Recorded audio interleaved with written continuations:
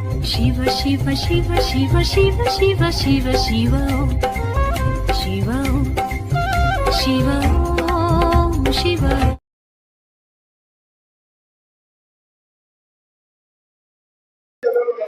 அனைவருக்கும் வணக்கம். நான் அஸ்ட்ராலஜர் சித்தம் செல்வராஜ்.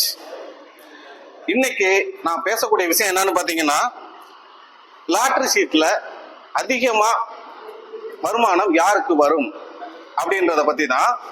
இதுல பாத்தீங்கன்னா, அதை பத்தி சொல்றதுக்கு முன்னாடி அதிர்ஷ்டமான மாதங்கள் எந்தெந்த மாதங்கள், அதிர்ஷ்டமான நாட்கள் எந்தெந்த நாட்கள் அப்படின்றத சொல்லிட்டு, அடுத்ததா இந்த லாட்டரி சீட்ல பணம் வரக்கூடிய யோகம் அப்படின்றது யாருக்கெல்லாம் அதிகமா இருக்கும் அப்படின்றத பத்தி பார்க்கலாம்.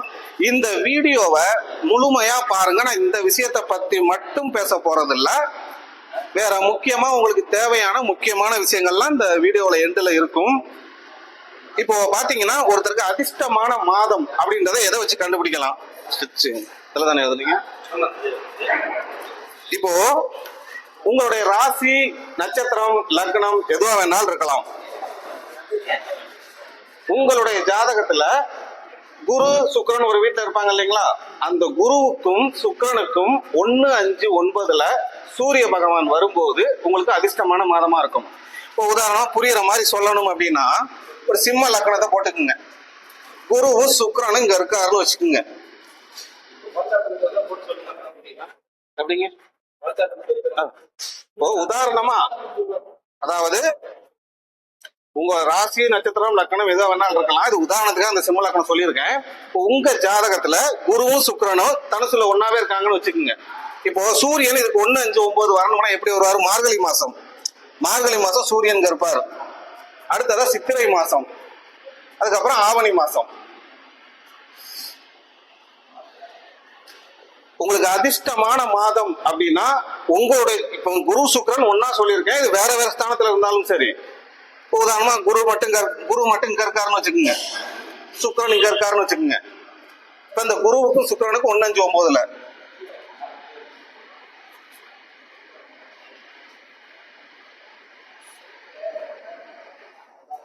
குருவும் சுக்கிரனும் தனித்தனியா இருந்தாலும் சரி, ரெக்கார்ட் ஆகுதானா?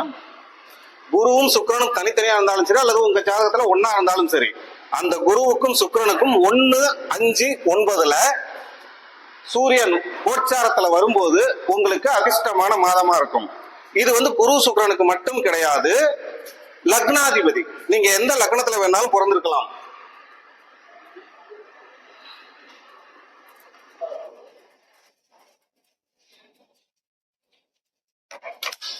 நீங்க எந்த லக்னத்துல வேணாலும் பிறந்திருக்கலாம். உங்களோட ஜாதகத்துல லக்னாதிபதி, இப்போ உதாரணமா ஒரு துலாம் லக்னத்தை போட்டுக்குங்க. லக்னாதிபதி சுக்கிரனே ஆகிறாரு, அவர் இங்க இருக்காருன்னு வச்சுக்கோங்க, மீனத்துல. இப்போ கோச்சாரத்துல லக்னாதிபதிக்கு 1, 5, 9 சூரிய பகவான் வரும்போதும் உங்களுக்கு அதிர்ஷ்டமான மாதமா இருக்கும். லக்னாதிபதி இங்க மீனத்துல இருக்காரு. இந்த லக்னாதிபதிக்கு 1, 5, 9 சூரிய பகவான் வரும்போது என்னங்க அது இங்க சொன்னா உங்களுக்கு புரியும் இல்ல? இங்க நான் சொன்னா உங்களுக்கு புரிஞ்சிடும், வீடியோ பாக்குறவங்களுக்கு புரியணும் இல்லைங்களா? அதுக்காக தான் நான் போட்டு காட்டுறேன், இல்லைன்னா அதை போட வேண்டியதே இல்லை. லக்னாதிபதிக்கு, அதாவது குரு சுக்கிரனுக்கு 1, 5, 9 சூரியன் வரும்போதும் கோச்சாரத்துல, அடுத்ததா லக்னாதிபதிக்கு 1, 5, 9 சூரிய பகவான் வரும்போதும் உங்களுக்கு அதிர்ஷ்டமான மாதமா இருக்கும். சரி, இப்ப இதே அதிர்ஷ்டமான நாட்கள் எப்படி கண்டுபிடிக்கிறது அப்படின்னு பாத்தீங்கன்னா, சூரியனுக்கு பதிலா சந்திரன் எடுத்துக்கங்க. அந்த சந்திரன் குரு சுக்கிரனுக்கு 1, 5, 9 வரும்போதும், அல்லது லக்னாதிபதிக்கு 1, 5, 9 வரும்போதும் அதிர்ஷ்டமான நாளா இருக்கும். இது புரியுதுலன்னா இதுக்கு இதே மாதிரி போடணுமா? அந்த சூரியனுக்கு சொன்ன மாதிரியே தான் அந்த சந்திரனுக்கும், அப்பதான் புரியும். ஓகே,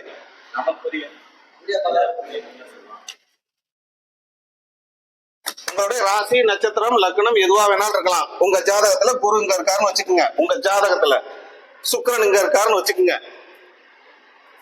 இப்போ கோச்சாரத்துல சந்திரன் இந்த குருவுக்கு 1, 5, 9.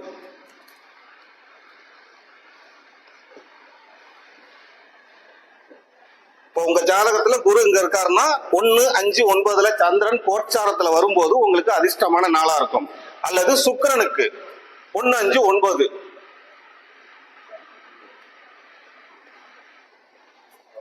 இந்த இடங்கள்ல சந்திர பகவான் கோச்சாரத்துல வரும்போது உங்களுக்கு அதிர்ஷ்டமான நாளா இருக்கும். இது சந்திரன் அதாவது குரு சுக்கிரனுக்கு சந்திரனே எடுத்துக்கலாம், சூரியன் எடுத்துக்கலாம். இப்ப அந்த சூரியனுக்கு சொன்ன மாதிரியே லக்னாதிபதிக்கு 1, 5, 9 அந்த சந்திர பகவான் கோச்சாரத்துல வரும்போது அதிர்ஷ்டமான நாளா இருக்கும். இல்ல இதெல்லாம் மாசம் மாசம் தானே வருது, எனக்கு ஒன்னும் அதிர்ஷ்டம் நடக்கலையேன்னு சொல்லக்கூடாது. இப்போ அவங்க லெவல் தகுதி, ஒரு லேபர் வேலை பாக்குறாங்க அதுக்கு தகுந்த மாதிரி தான் அதிர்ஷ்டமா இருக்கும். ஒரு உத்தியோகம் பாக்குறாங்களா அதுக்கு தகுந்த மாதிரி தான் அதிர்ஷ்டம் இருக்கும். ஒரு பிசினஸ் மேனா அதுக்கு தகுந்த மாதிரி தான் அதிர்ஷ்டம் இருக்கும். அந்த நாட்கள் செக் பண்ணி பாருங்க, உங்களுக்கே புரியும். இப்போ கொஞ்ச நேரத்துக்கு ஒரு ஜாதகம் ஒண்ணு போட்டு சொன்னாங்க. அந்த ஜாதகம் சரியா ஞாபகம் இல்லை, ஒரே ஒரு விஷயம் மட்டும் அதுல ஞாபகம் இருக்கு. இப்போ ஒருத்தருக்கு ராகு திசை நடந்து 7.5 சனி நடக்குதுன்னு வைங்க. 7.5 சனியில ஜென்ம சனி நடக்குதுன்னு வைங்க. ராகு திசை அல்லது சனி திசை அல்லது ராகு புத்தி அல்லது சனி புத்தி நடந்து 7.5 சனியில ஜென்ம சனி நடக்குதுன்னா இந்த அதிர்ஷ்டங்கள் பெருசா வேலை செய்யாது. அது கிடைச்சாலும் பெரிய அளவுல பிரயோஜனம் இருக்காது.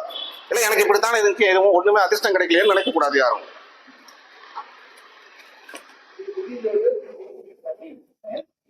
என்னன்னா எல்லா விதிகளுக்குமே விதிவிலக்கு இருக்கு, சில விதிகளுக்கு இல்ல. அது ஏன்னா தவறு என்பது தெரியாமல் செய்வது, தப்பு என்பது தெரிஞ்சே செய்யறது. தெரியாம செய்யற தவறுக்கு தான் பரிகாரம் இருக்கு, தெரிஞ்சே செய்யற தப்புக்கு எந்த ஜென்மத்திலையும் பரிகாரம் கிடையாது. இப்போ கோச்சாரப்படி பாத்தீங்கன்னா அதிர்ஷ்டமான மாதம் நாட்கள் நம்ம பார்த்துட்டோம். இப்போ லாட்டரி சீட்ல நம்ம தமிழ்நாட்டுல கிடையாது, தடை பண்ணிட்டாங்க. பக்கத்து ஸ்டேட்ல இருக்கு, அதர் கண்ட்ரில வேற நாட்டுல இருக்குது, சிங்கப்பூர், மலேசியா, இங்கெல்லாம் 4D, டோட்டோ இதெல்லாம் இருக்குது. இப்ப அங்க வெளிநாட்டுல இருக்கவங்க லாட்டரி சீட் வாங்குறாங்க, யாரும் வாங்காம கிடையாது. இப்ப அந்த லாட்டரி சீட்டை குறிச்சு அதிகமா அந்த லாட்டரி சீட்னால, லாட்டரி சீட்னா அந்த லாட்டரியை மட்டும் நினைக்க வேணாம், சூதாட்டம் சம்பந்தப்பட்டது எல்லாமே எடுத்துக்கலாம்.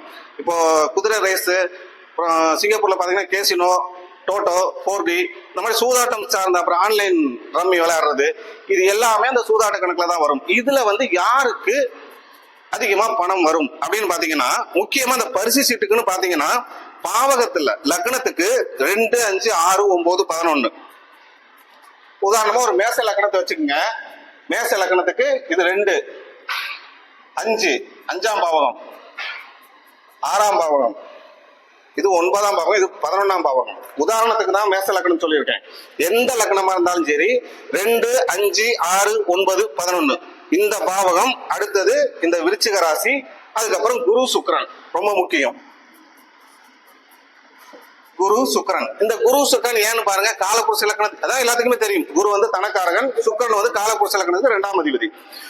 இந்த லாட்டரி சீட்ல அதிகமா இப்ப ஷேர் மார்க்கெட்டும் கூட பாத்தீங்கன்னா ஒரு அதிர்ஷ்டன்ற மாதிரி தான் வச்சுக்கலாம். இப்ப அந்த ஷேர் மார்க்கெட்லயும் வருமானம் அதிகமா வரணும், இந்த லாட்டரி சீட்லயும் அதிகமா பணமழை வரணும் அப்படின்னா ஒரு ஜாதகத்துல 2, 5, 6, 9, 11 விருச்சிக ராசி, குரு சுக்கிரன் இந்த தொடர்புகள் நல்லபடியா இருந்துச்சுன்னா தொடர்ந்து அடிக்கடி லாட்டரி சீட்ல வின்னிங்ன்றது அதிகமா இருக்கும்.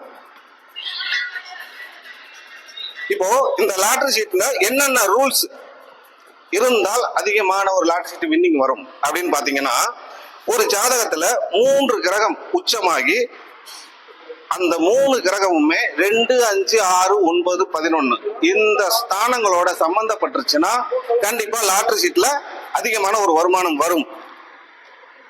இன்னொரு அமைப்பு என்னன்னு பாத்தீங்கன்னா,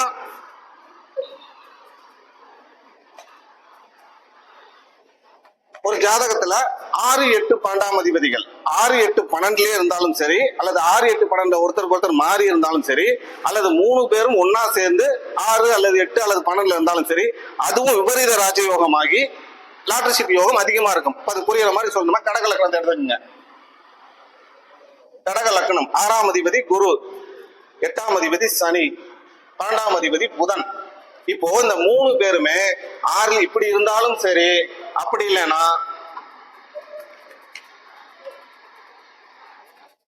உங்க வீடு மாறி இருந்தாலும் சரி, சனி, குரு, புதன் இப்படி வீடு மாறி இருந்தாலும் சரி, அல்லது 3 பேரும் ஒன்னா சேர்ந்து இந்த 6, 8, 12ல இருந்தாலும் சரி, விபரீத ராஜயோகம் அது லாட்டரி சீட்ல அதிகமான யோகம் அப்படின்றது இருக்குது. அடுத்ததா வேற ரூல்ஸ் எப்படிங்க?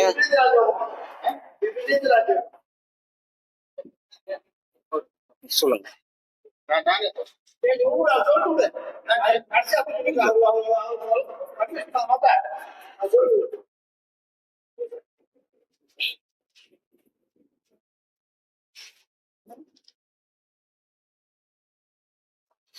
அதாவது 5 11ஆம் அதிபதி சம்பந்தமாகி 2 5ஆம் அதிபதி 11ல இருப்பது.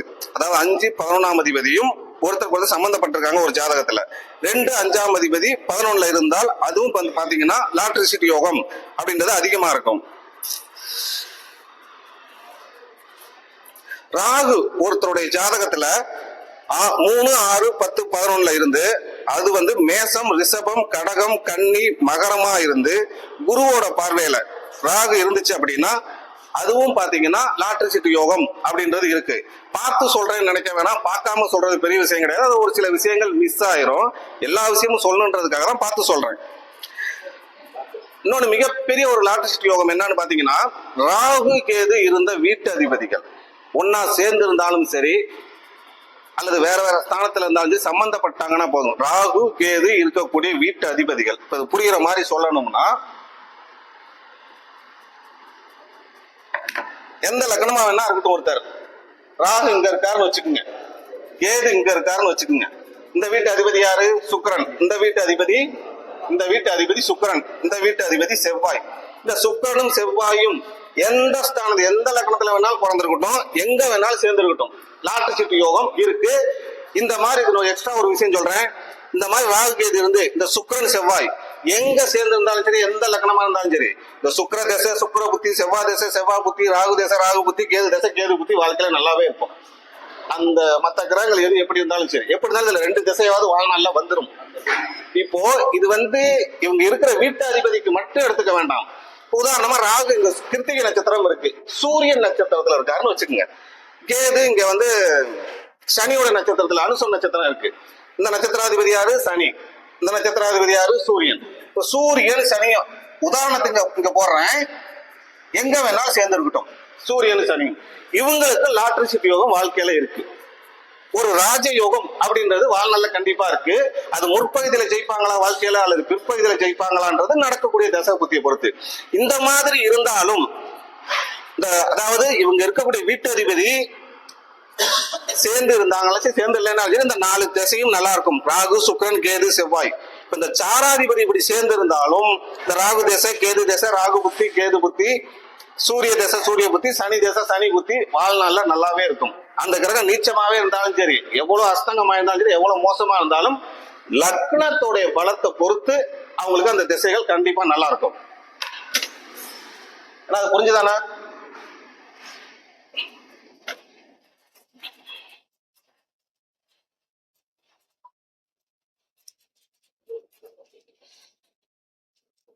அடுத்தது பாத்தீங்கன்னா நீச்சம் பெற்ற ஒரு கிரகம் நீச்சன் பார்த்தா உச்ச பலம்ன்றது உங்க எல்லாத்துக்கும் தெரியும். ஒரு நீச்சம் பெற்ற கிரகத்தை இன்னொரு நீச்சம் பெற்ற கிரகம் பார்த்தாலும் இந்த லாட்டரி சீட் யோகம், அதாவது இந்த ஷேர் மார்க்கெட் யோகம் அப்படின்றது ரொம்ப அதிகமாவே இருக்கு. இப்ப சுபகிரகங்கள் யார்? இயற்கை சுபகிரகங்கள் குரு சந்திரன் புதன் சுக்கிரன். இதுல 2 கிரகமோ அல்லது 3 கிரகமோ ஒண்ணு சேர்ந்து 1 5 9ல இருந்தாங்க அப்படின்னா அதுவும் மிகப்பெரிய அளவுல லாட்டரி சீட் யோகமா இருக்கும். லாட்டரி சீட்ல அடிக்கடி வின்னிங் வாங்குவாங்க. இப்போ இவ்வளவு நேரம் இந்த அதிர்ஷ்டத்தை பத்தி சொல்லிட்டேன். நான் வேற ஒரு சில விஷயங்கள் பேசிக்கிறேன். இப்ப இந்த வீடியோவில் இந்த தலைப்புக்கு இல்லாம வேற ஒரு சில விஷயங்கள் பேசுறேன்னு சொன்னேன்.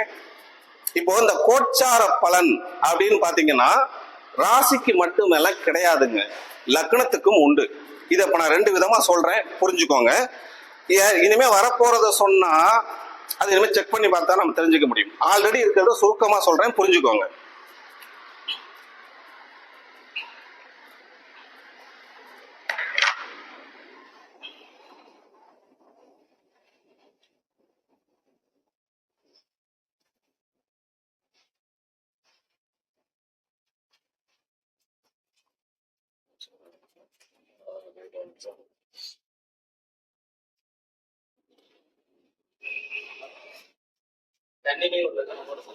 தண்ணி வேணாம். இது வேற ஒரு கான்செப்டுக்காக. இப்போ நல்லா தெரிஞ்சுக்குங்க, பிரச்சனை அப்படின்றது வாழ்நாள் பூரா எல்லாத்துக்குமே இருக்கும். ஆனா அது சமாளிக்கக்கூடிய அளவுக்கு இருக்கிறதுக்கும் சமாளிக்க முடியாத அளவுக்கு இருக்கிறதுக்கு வித்தியாசம் இருக்கு. இப்போ பாத்தீங்கன்னா நல்லா கேட்டுங்க, இப்ப நான் போட்டிருக்கிறதெல்லாம் வெறும் லக்னம் மட்டும்தான், ராசி எதுவுமே போடல. ராசிக்கும் கோச்சார பலன் உண்டு. இப்ப இந்த லக்னத்துக்கு சொல்றேன் பாருங்க, இப்ப ஆல்ரெடி இப்ப இருந்துட்டு இருக்கு. இப்ப பாத்தீங்கன்னா ஒரு சிம்ம லக்னத்தை எடுத்துக்கங்க. இது 2025 ஜனவரி மாசம் மார்கழி மாசம் 25ஆம் தேதி. இந்த மார்கழி மாதம் இந்த சிம்ம ராசியில தான் ஒருத்தர் பிறந்திருக்கின்ற அவசியம் இல்லை.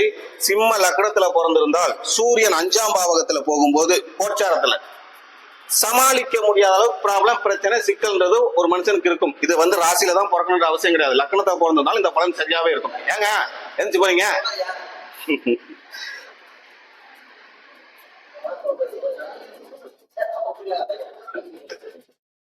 சிம்ம லக்னத்துல ஒருத்தர் பிறந்திருந்தாலே இந்த சமாளிக்க முடியாத அளவுக்கு இந்த ஒரு மாச காலகட்டத்துக்கு கண்டிப்பா இருக்கும்.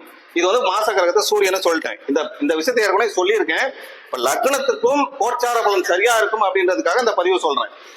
இப்ப அடுத்ததா பாத்தீங்கன்னா இந்த மகர லக்னம், இங்க மகர ராசியில தான் ஒருத்தர் பிறக்கணும்ன்ற அவசியம் இல்லை. மகர லக்னத்துல பிறந்திருந்தாலும் இப்ப கோச்சாரத்துல 2023 அக்டோபர் மாசத்துல இருந்து கேது இங்க இருக்கார். கோச்சாரத்துல லக்னமோ அல்லது ராசிக்கோ 9ஆம் பாவகத்துல கேது போகும்போது சமாளிக்க முடியாத அளவுக்கு ப்ராப்ளம், பிரச்சனை, சிக்கல்ன்றது வாழ்க்கை அப்படிதான் போகும். இந்த இடத்துல இன்னொரு விஷயம் சொல்லிடுறேன். லக்னமா இருந்தாலும் சரி, ராசியா இருந்தாலும் சரி, கோச்சாரத்துல 9ஆம் பாவகத்துல கேது போகும்போது இந்த லாட்டரி சீட்டு, ஷேர் மார்க்கெட் இதெல்லாம் ஈடுபடக்கூடாது. அப்படி மீறி ஈடுபட்டா நிறைய நஷ்டம் தான் வரும். இப்போ அடுத்ததா பாத்தீங்கன்னா இந்த கடக லக்னத்துக்கு எடுத்துக்கங்க. இப்ப கோச்சாரத்துல அதே 2023 அக்டோபர்ல இருந்து யார் இருக்கா? ராகு இருக்காரு. ராகு லக்னத்துக்கு 9. ராசியா இருந்தாலும் சரி, லக்னமா இருந்தாலும் சரி, இப்போ 9ல ராகு இருக்கிறதுனால சமாளிக்க முடியாத அளவுக்கு ஒரு அவஸ்தைன்றது இருக்கும். யாரு? தந்தை வழியில. இந்த மகர லக்னத்துக்கு தந்தை வழியில மொத்தத்துல தந்தை இருக்கிறவங்களுக்கு தந்தை வழியில, தந்தை இல்லாதவங்களுக்கு அவங்க ஜாதகத்தில் நடக்கக்கூடிய தசாபுத்தியை பொறுத்து அந்த அவஸ்தைன்றது இருக்கும். இப்ப அடுத்ததா பாருங்க கும்ப லக்னம். கும்ப லக்னத்துக்கு இப்ப ஜென்ம சனி நடக்குது. கடந்த ஒரு 2 வருஷமா நீங்க கும்ப ராசியில தான் பிறந்திருக்குன்ற அவசியம் கிடையாது. கும்ப லக்னத்துல பிறந்தவங்களுக்கும் அந்த சமாளிக்க முடியாத அளவுக்கு ஒரு அவஸ்தை அப்படின்றது இருந்துகிட்டு தான் இருக்குது. அடுத்தது பாருங்க மீன லக்னம். இங்க மீன ராசியில தான் பிறக்கணுன்ற அவசியம் கிடையாது. மீன லக்னத்தை பிறந்தவங்களுக்கு இப்ப 6-7 மாசமா குரு இங்க இருக்கார். குரு 3ஆம் பாவகத்துல கோச்சாரத்துல போகும்போது சமாளிக்க முடியாத அளவுக்கு இருக்கும் வாழ்க்கை பிரச்சனை. நான் சுருக்கமா சொல்றேன், பலன் எதுவும் சொல்ல புரிஞ்சுக்கோங்க. ஆனா இந்த தடவை மீன லக்னத்துக்கு சமாளிக்க முடியும். அது ஏன்னு கேட்டீங்கன்னா 7ல கேது இருக்காரு. அதாவது வேதைன்ற ஒரு அமைப்பு வருது. அந்த வேதை ஸ்தானம் இப்ப மீன லக்னத்துக்கு 3ல குரு இருந்தா ஆகாதுதான், சமாளிக்க முடியாதுதான், லக்னமா இருந்தாலும் சரி, ராசியா இருந்தாலும் சரி. ஆனால் 7ல கேது இருக்கிறதுனால இந்த 3ல இருக்கக்கூடிய குருனால பாதிப்பு பெருசா இல்லை, இந்த வேதை ஸ்தானம் சம்பந்தப்படுறதுனால. இப்போ இந்த லக்னத்துக்கு நான் உங்களுக்கு சொன்னேன், இது உங்களுக்கு புரிஞ்சிருக்கும். புரிஞ்சதுன்னா ஆனா இப்போ இந்த வருஷத்துக்கு இது ஏற்கனவே ஆல்ரெடி இருந்ததை சொல்லிட்டேன். ஒரு 10 நிமிஷம்னா இனி வரக்கூடியதை சொல்றேன், கேளுங்க. இப்போ இந்த 2025 இந்த வருஷம் 4 வருஷ கிரகங்களுமே பயிற்சி ஆகுது. இந்த 4 கிரகங்கள் பாத்தீங்கன்னா மார்ச் மாசம் 29ஆம் தேதி சனி பயிற்சி. நான் சொல்றது எல்லாமே திருக்கணித பஞ்சாங்கப்படி தான், வாக்கியம் இல்ல, திருக்கணித பஞ்சாங்கப்படி. மார்ச் 29 சனி பயிற்சி. மே மாதம் 15ஆம் தேதி உள்ளுக்குள்ள இருக்குன்னா டக்குன்னு வரமாட்டேங்குதுன்னா, மே மாசம் 15ஆம் தேதி குரு பயிற்சி. மே மாசம் 18ஆம் தேதி ராகு கேது பயிற்சி ஆகிறாங்க. இப்போ இந்த வருஷ கிரகங்கள் பயிற்சி வச்சுதான் அதிகபட்சம் இந்த கோச்சார பலனை இது பண்றது. இப்போ இந்த 4 கிரகம் பயிற்சி ஆகிறதுல யார் யாருக்கு எத்தனை கிரகம் சாதகமா இருக்குன்னு பார்க்கலாம். இதை வச்சு ஒரு விளக்கம் இருக்கு, அதனால சொல்றேன். இப்போ மேச லக்னம் அல்லது ராசி லக்னமோ, இப்ப என்ன லக்னத்துக்கு கோச்சார பலன் இருக்குன்றத சொல்லதான் இந்த பதிவு இப்ப நான் பேசுறேன். ஒரு மேச லக்னத்தை வச்சுக்கோங்க. மேச லக்னத்துக்கு இந்த வருஷ கிரகங்கள்ல இந்த 4 கிரகங்கள்ல எந்தெந்த கிரகம் சாதகமா இருக்க போகுது? ராகு ஒருத்தர் தான். 4 கிரகத்துல ஒருத்தர் தான் சாதகமா இருக்க போறாரு. ஆமா, 3 கிரகம் வருஷ கிரகம். இப்ப ரிஷபத்துக்கு எடுத்துக்கங்க, இது எல்லாமே லக்னம்னு போட்டுக்கலாம்.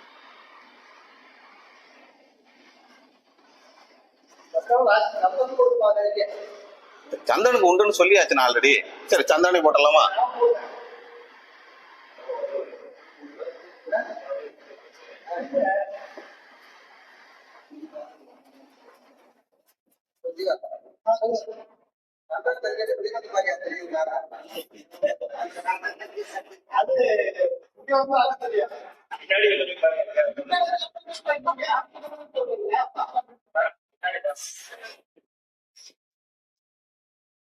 ஓகே, லக்னம் சந்திரன் போட்டாச்சு.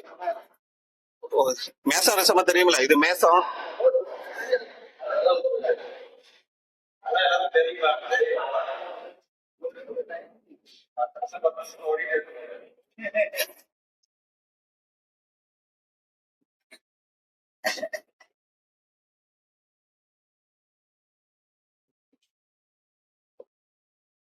ஓகே, போட்டாச்சு. மேசத்துக்கு வருஷ கிரகத்துல ராகு ஒருத்தர் தான் சாதகமா இருக்க போறாரு.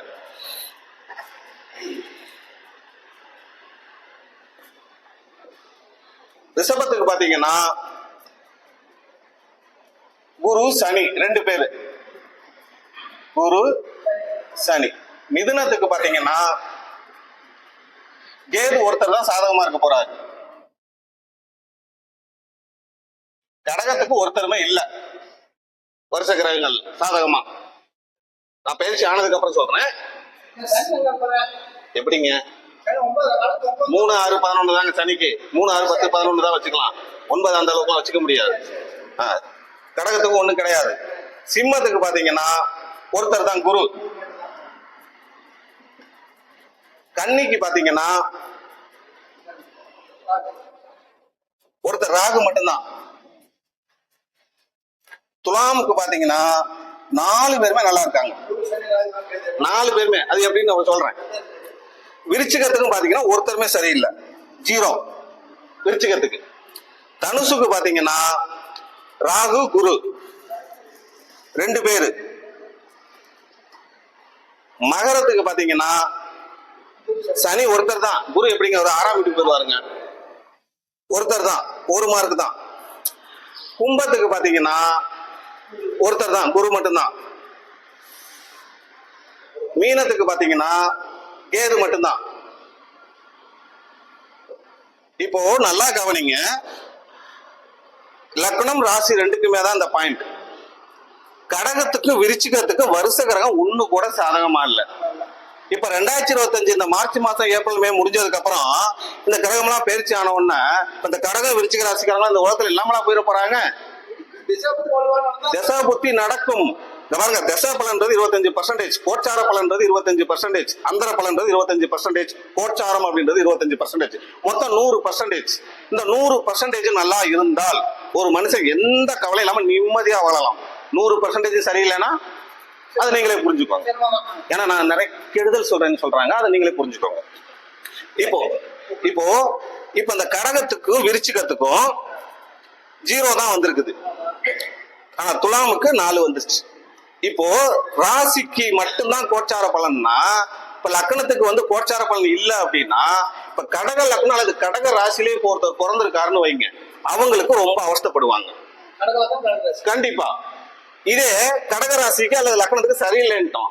உதாரணமா ஒருத்தர் கடக ராசியில பிறந்திருந்து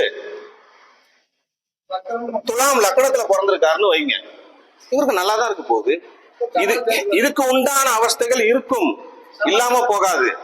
ஆனா லக்னத்துக்கு எல்லாம் சாதகமா இருக்குல்ல, ராசிக்கு சரியில்லை. கோச்சாரத்துல ராசிக்கு சரியில்லாமல் போனாலும் லக்னத்துக்கு கோச்சார கிரகங்கள் சாதகமா இருந்தால் அந்த பலன் நல்லா தான் இருக்கும் அவங்களுக்கு. அதனால ராசிக்கு மட்டுமே தான் கோச்சார பலன் அப்படின்றது கிடையாது, லக்னத்துக்கும் உண்டு. ஆனா போதுமண்ணா, டைமிங் ஆச்சாண்ணா. கடைசி இன்னொரு விஷயம் சொல்லிக்கிறேன்னா, நிறைய கட் பண்ண வைக்கிறாங்க, சாரிண்ணா. இப்போ இந்த லாட்டரி சீட் சம்பந்தப்பட்டது பாத்தீங்கன்னா, கோச்சாரத்துல குரு 4ஆம் பாவகத்துல போகும்போது லாட்டரி சீட்டு அதிகமா எழுதக்கூடாது. எழுதுனா கண்டிப்பா நிறைய இழப்புகள் வரும். இப்ப ஆல்ரெடி யாருக்கு கும்பத்துக்கு போயிட்டு இருக்கு அப்படிதான் இருக்கு, அடுத்ததான் மீனத்துக்கு அப்படிதான் இருக்கும்.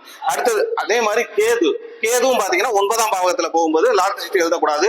இந்த மகர ராசி மகர லக்னத்துல பிறந்தவங்களுக்கு 2023 அக்டோபர்ல இருந்து நீங்க லாட்டரி சீட் அதிகமாக இருந்தா கண்டிப்பா நஷ்டம் தான் வந்திருக்கும். இப்ப அடுத்தது என்ன போறாரு, கேது வந்து சிம்மத்துக்கு போயிடுவாரு, தனுசுக்கு 9ஆம் பாவம். அப்ப தனுசு லக்னம் அல்லது ராசி எதுல பிறந்திருந்தாலும் சரி, நீங்க லாட்டரி சீட்டை ஈடுபட்டீங்கன்னா அடுத்த 1.5 வருஷத்துக்கு பெரிய அளவில் இழப்புகள் தான் வரும். அடுத்த மாச பதிவுல என்னைக்கு சீட்டு எழுதுனா வின்னிங் வரும் அப்படின்ற பதிவு வரும். அதுவரை அனைவருக்கும் நன்றி. அஸ்ட்ரோ சக்தி குருன்ற இந்த சேனலை எல்லாரும் அனைவருமே லைக் பண்ணுங்க, கமெண்ட் பண்ணுங்க, ஷேர் பண்ணுங்க, உங்களுடைய கருத்து சப்ஸ்கிரைப் பண்ணுங்க. மெயினா எல்லாரோட வீடியோவையும் பாருங்க. இங்க யாரும் வளவலன்னுலாம் பேச கிடையாது. எல்லாரும் முக்கியமான கருத்தை தான் சொல்லியிருக்காங்க. ஆரம்பத்துல இருந்து கடைசி வரைக்கும் பாருங்க. அப்பதான் உங்களுக்கு நிறைய நல்ல நல்ல விஷயங்கள் கிடைக்கும். பார்க்கறது மட்டும் இல்ல, உங்க கருத்துக்களையும் சொல்லுங்க. மீண்டும் அடுத்த மாதம் சந்திப்போம். அதுவரை உங்களிடமிருந்து விடைபெறுவது உங்கள் அஸ்ட்ராலஜர் சித்தம் செல்வராஜ்.